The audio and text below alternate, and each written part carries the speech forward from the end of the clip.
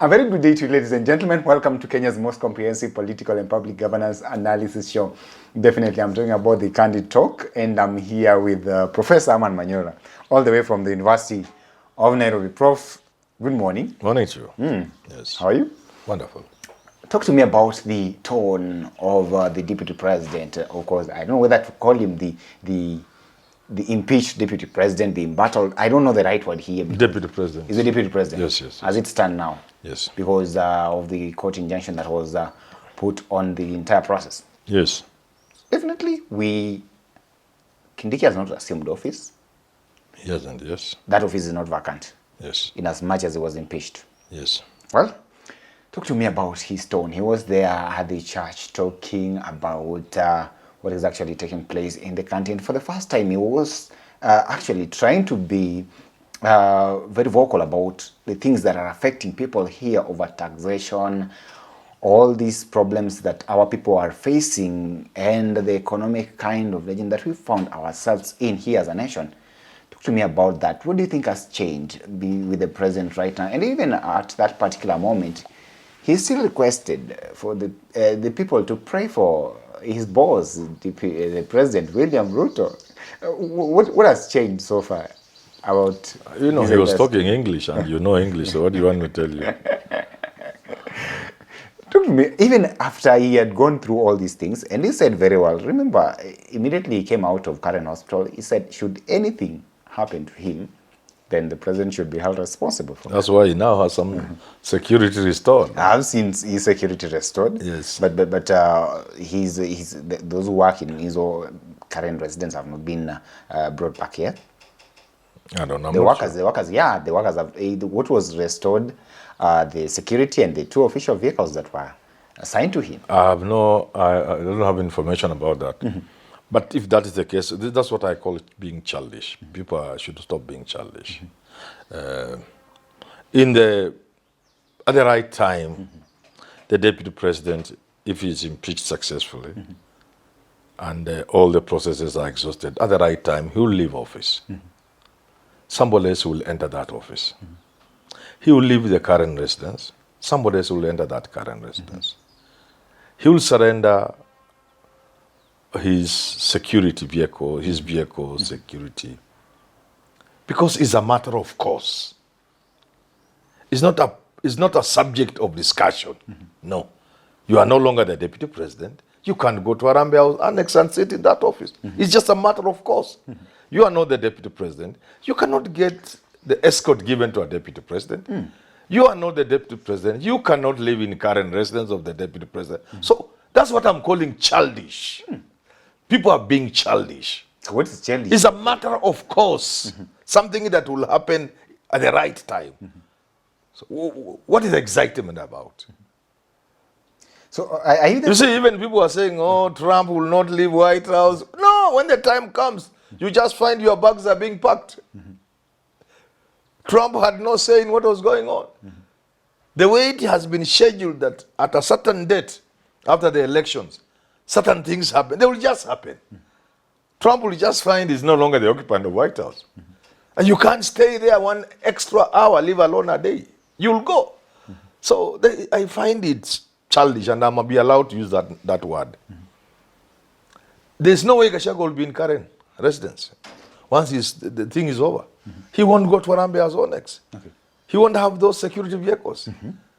He won't have things that he has because he's the deputy president. So what is the hurry for? So what is childish here for you? Is it the withdrawal of his security? The whole game, the way it is being played, is childish. But the withdrawal came immediately after he was impeached by the Senate. The processes must come to the end. Okay. Yeah, there's a process that will come to an end. But somebody would argue once he was impeached by the Senate, he ceased being the deputy president, and therefore whatever was done was kind of lawful. Let's say this. Let's make it even better for you, because people like you, and you are not alone. I'm sure you are many people.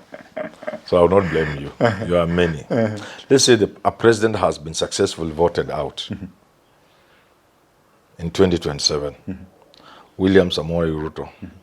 His supporters will say, God forbid. Let me also say, God forbid. So he's voted out.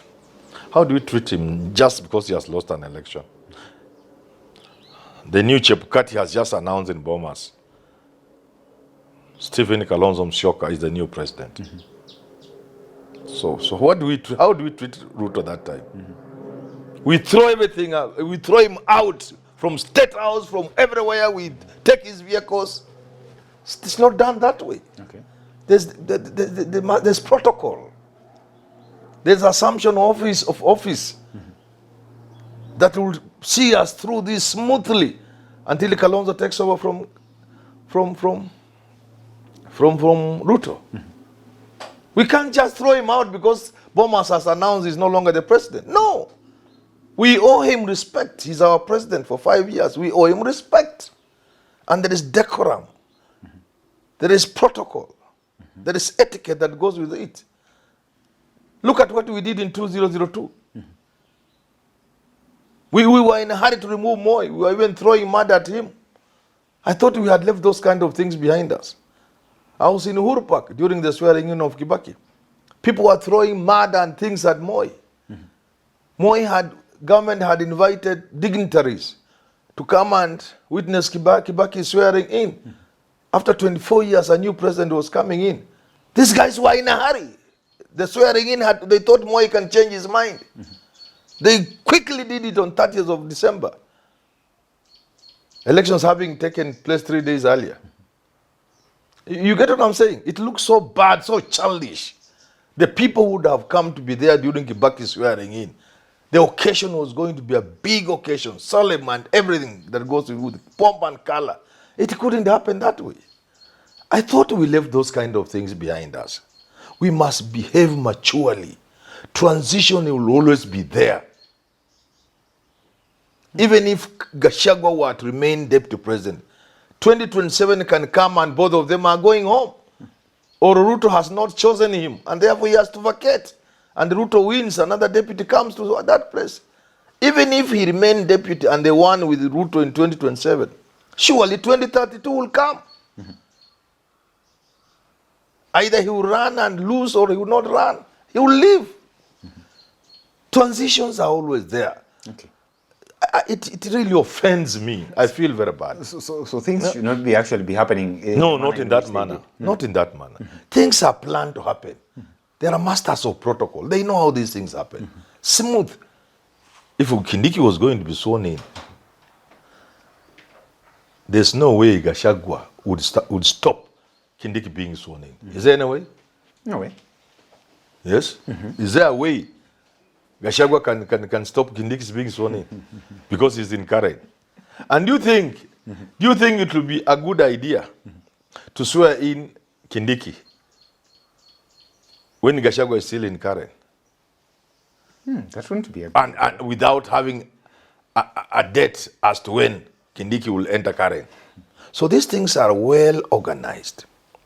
Kindiki is being sworn in on this such a day. Gachagua's bags are being packed. He will leave on this and this day. Kindiki will enter that place this and this days unless he wants some sort of renovation, which is what our leaders always want, to replace carpet, replace everything, sofa set, as if this is not a poor country. I don't know whether you get what I'm saying. What you're saying is what would be expected of any decent human being. Decent human being, a civilized society, run and managed by decent, civilized people. But the world is not coming to an end. Heavens are not falling because Gachagua has been impeached. And the sun will not stop somewhere at noon because Kindiki is being sworn in. So the sun must stop for us to witness his being sworn. But nothing great is happening. But do our leaders understand the concept of decency and civilization in terms of politics? Because what normally happens, nations are propelled by traditions, run on traditions. You know, traditions are what run nations and organizations and societies and institutions. Traditions are very, very important. We have started very well. We have the tradition now, which nobody ever thought possible. And we are building on that tradition. And that's why I didn't like when Ruto was attacking Uhuru Kenyatta. The tradition that Moi didn't die in office. He left and nobody followed him. Kibaki came, left, he didn't die in office, nobody followed him. Uhuru left, he was being followed, and I said, no. You are trying to break a tradition we are establishing. A tradition of civility and decency. That somebody serves his country, knowing very well at the end of it, he doesn't have to go into exile. Okay. He will remain here. So we developed that is a tradition. So these transitions, because in the future we are going to impeach presidents and deputy presidents and ministers and so on. So we must establish the tradition where being impeached becomes a normal thing, hard and as difficult and as rare as it should be. It is something that can happen, and when it happens, we approach it, we go about our business in a very decent and orderly manner. You get it? That's what I'm trying to advocate. And that's why I should be excused for saying things should not happen in a childish manner. Because things that will have to happen as a matter of course should not worry us. We should not be like Mukiza Gitui. They were in a hurry to take over from Raila, from Moi. They were in a hurry to take over everything. But later they realized Moi had meant every bit of it. He was leaving. Okay. And he was standing in the way of nobody. So they look foolish. I'm sorry again to use that word. I think they must have looked foolish. That excitement. We want the KICC, Suji, we want what? They are running like small juvenile boys and girls, small children. No. Statehood must be approached, matters of state must be approached with decorum. When the entire country is convinced that there is some sort of a bad blood between the president and his embattled deputy here, yes. And then he goes ahead, talks very well of the president, tells people to pray for him and all that kind of tone that he portrayed on Sunday, where he was attending that church in his backyard there. What is he trying to say here? Do you think that maybe the deputy president is trying to tell us that things may not be as bad as you people think they are? I told you he's speaking English. And in English, what I'm saying is, Ruto has not stopped being a human being because he has overseen the impeachment of Gachagua. Gachagua has not stopped being a human being because he has been impeached. The friendship that existed between Ruto and Gachagua doesn't cease because the impeachment they are still human beings and they are still friends. They have many things in common. They will still talk. Even when Gachagua is in Madeira, his home, he will still call Ruto, and Ruto, they will chat. Say like in where mzee bwana. Hapo ulinicheza rafu bwana. I'm telling you, Ruto and Gachagua, they will talk. When Gachagua is at home looking after his cattle and the Kindiki is the DP, they will still talk. You can even find